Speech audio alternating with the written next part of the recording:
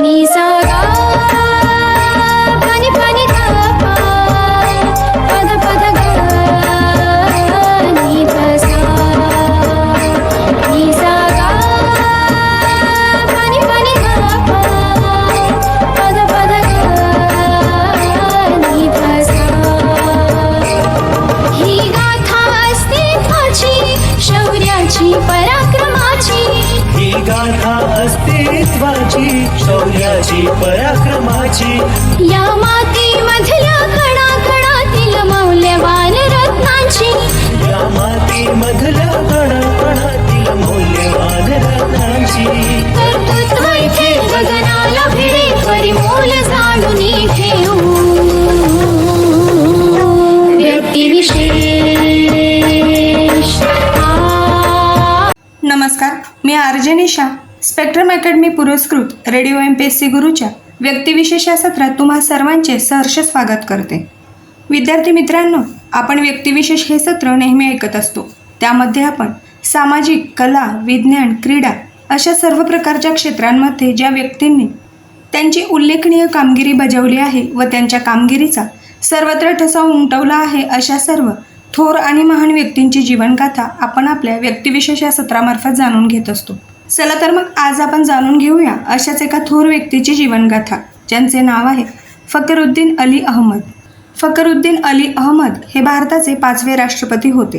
त्यांचा जन्म 13 मे 1905 रोजी दिल्ली येथे एका प्रतिष्ठित मुस्लिम कुटुंबात झाला. त्यांचे वडील कर्नल जलनूर अली हे भारतीय वैद्यकीय सेवेतील डॉक्टर होते, तर आई रुगाया सुलतान अली या लोहारू संस्थानाच्या नवाबांच्या कन्या होत्या.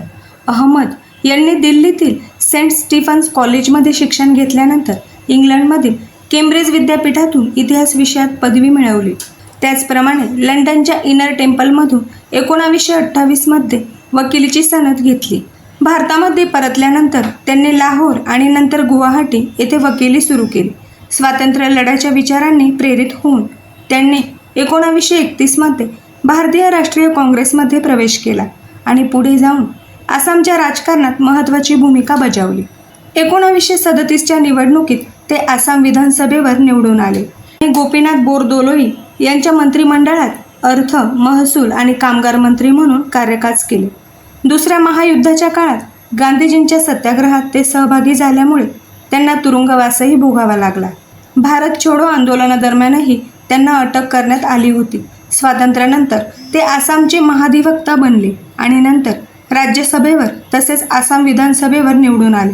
मुख्यमंत्री बिमला प्रसाद चालिहा यांच्या सरकारमध्ये त्यांनी अर्थ, कायदा आणि पंचायत मंत्री म्हणून कार्यकाज केले. त्यांच्या राजकीय कारकिर्दीत त्यांनी काँग्रेस पक्षाचे एक निष्ठावान आणि प्रभावी नेते म्हणून ओळख निर्माण केली. 1966मध्ये पंतप्रधान इंदिरा गांधी यांनी त्यांना केंद्रीय मंत्रिमंडळात उच्च स्थान दिले. त्यांनी सिंचन आणि ऊर्जा, शिक्षण व औद्योगिक विकास, अन्न व कृषी यासारखी महत्त्वाची मंत्रालये सांभाळण्यास दिली. कृषी मंत्री म्हणून त्यांनी जमीन सुधारणा आणि अन्न सुरक्षा धोरणांवर अधिक भर दिला.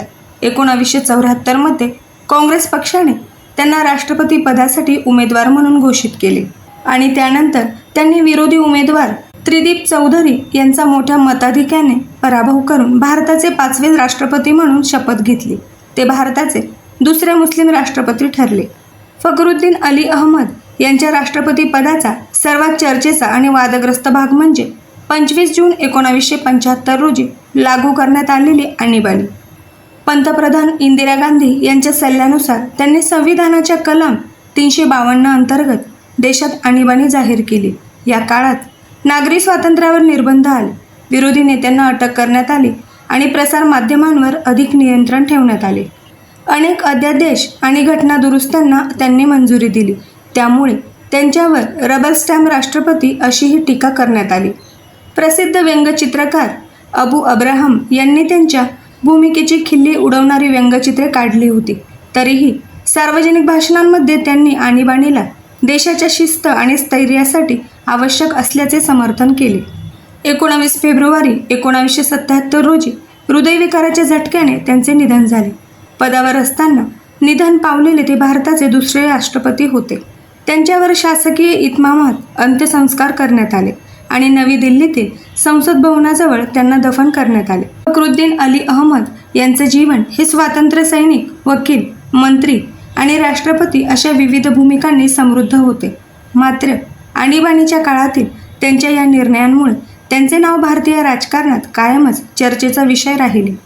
तर विद्यार्थी मित्रांनो, आज दिनांक 13 मे आहे आणि आज फखरुद्दीन अली अहमद यांचा जन्मदिन आहे. त्यानिमित्ताने सर्वप्रथम स्पेक्ट्रम अकॅडमी पुरस्कृत रेडिओ MPSC गुरुच्या मंचाकडून या महान नेत्याला विनम्र अभिवादन. त्यांच्या जन्मदिनानिमित्त आज आपण त्यांचा संपूर्ण जीवन प्रवास व जीवनकार्य सविस्तर जाणून घेतले आहे आणि मला खात्री आहे की ही माहिती तुम्हा सर्वांना नक्कीच आवडली असेल. याबद्दल तुम्हाला जर काही अभिप्राय द्यायचे असतील तर त्यासाठी आमचा व्हॉट्सअप क्रमांक आहे 8698869880 म्हणजेच 8698869880. त्याचबरोबर तुम्ही ऑडिओ किंवा मेसेज स्वरूपातही तुमचे फीडबॅक आमच्यापर्यंत पोहोचवू शकता. तर श्रोते हो, यापुढेही हे सर्व कार्यक्रम असे सुरू राहतील. तत्पूर्वी मी RJ निशा तुम्हा सर्वांची रजा घेते. पुन्हा भेटूया आपल्या व्यक्तिविशेष या सत्रात आणि जाणून घेऊया अशाच एका थोर आणि ज्येष्ठ व्यक्तीची जीवनगाथा. धन्यवाद.